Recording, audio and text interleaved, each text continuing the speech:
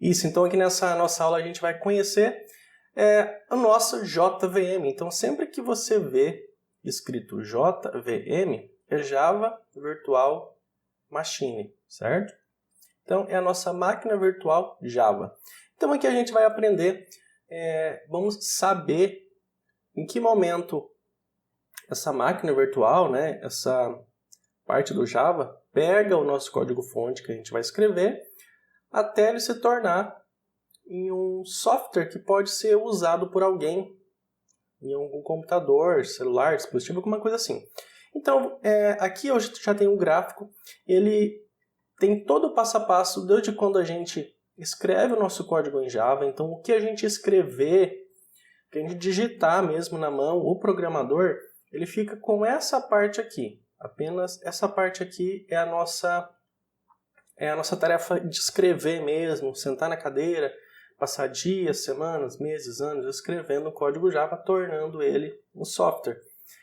A partir daí, a partir do momento que a gente escreve, quando a gente executa, compila, a máquina virtual ele vai pegar o nosso código em Java e ele vai chamar o compilador. A gente não precisa basicamente fazer nada. A gente só tem que saber que isso existe por trás. Tá? Como você sendo um programador Java, você tem que saber que o Java ele vai pegar o nosso código que a gente escreveu e vamos compilar ele. Compilar, vamos tornar ele em bytecode.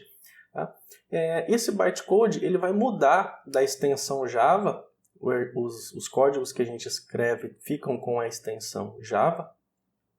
E ele vai se tornar um .class, que é o mesmo arquivo Java compilado. Quando você compila, a máquina virtual compila, ele fica pronto para ser executado, né, pela nossa máquina virtual aqui e para rodar em qualquer sistema. Rodar no Windows, no Linux, no Mac, certo?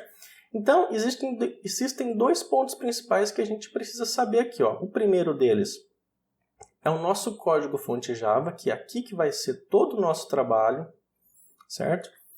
Toda essa parte aqui de compilação da máquina virtual, a gente só precisa saber que o Java vai fazer isso para nós, a gente não precisa colocar a mão em nada, a gente só precisa saber que isso existe. Tá? E ele vai compilar independente, a máquina virtual não precisa desenvolver o sistema para cada sistema. A máquina virtual ele vai executar independente da plataforma, certo? E aqui a gente vai ter o sistema em funcionamento. Então, nosso sistema vai funcionar tanto no Windows, no Linux, no Mac, tudo por causa da nossa máquina virtual. Então, essa máquina virtual, ele pega o nosso código-fonte, compila e executa, tá? De acordo com o nosso sistema operacional do nosso computador, do nosso smartphone, do nosso servidor, da nossa geladeira, da nossa bateria. Tá?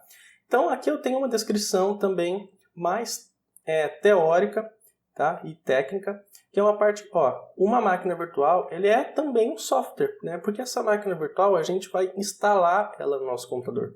Todo computador que trabalha com Java, que roda alguma coisa em Java, certo? Ele tem o Java instalado e tem também essa máquina virtual instalada nele, certo?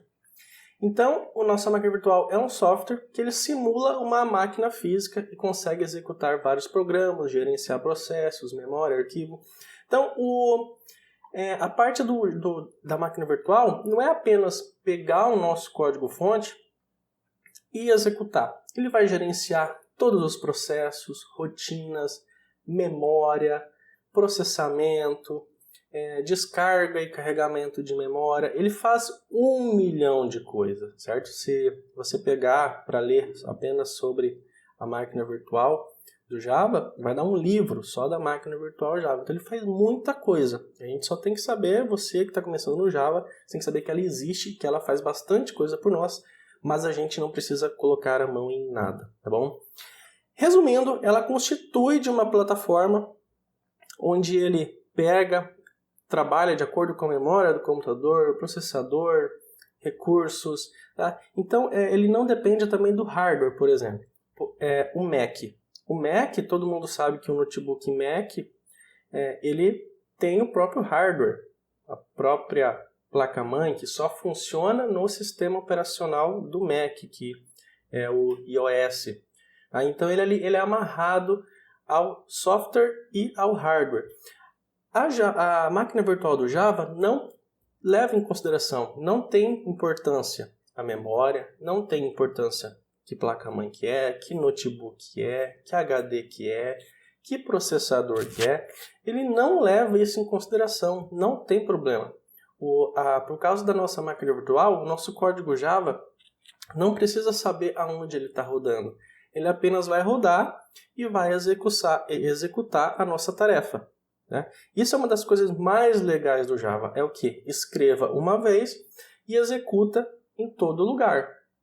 Isso faz com que a gente tenha mais o que? Liberdade e tranquilidade. Porque a gente sabe que se eu programar para calcular as notas de um aluno, imprimir um relatório, enviar um e-mail, imprimir certificado, essa rotina vai funcionar certinho no Windows, vai funcionar exatamente igual no Linux, vai funcionar exatamente igual no Mac, sem eu precisar alterar nenhuma vírgula. Tá? Isso tudo graças a Deus a essa vantagem, tá? Que é a nossa máquina virtual do Java. Tá? Que é aí, alguns, você pode escutar gente dizendo que acha errado, mas se o mundo usa isso, todas as empresas usam isso, o Java é fantástico por causa disso, então a máquina virtual dele é fantástica. Tanto que existem até outras linguagens aí que estão sendo criadas e rodam usando a máquina virtual do Java, de tanto que ela faz por nós.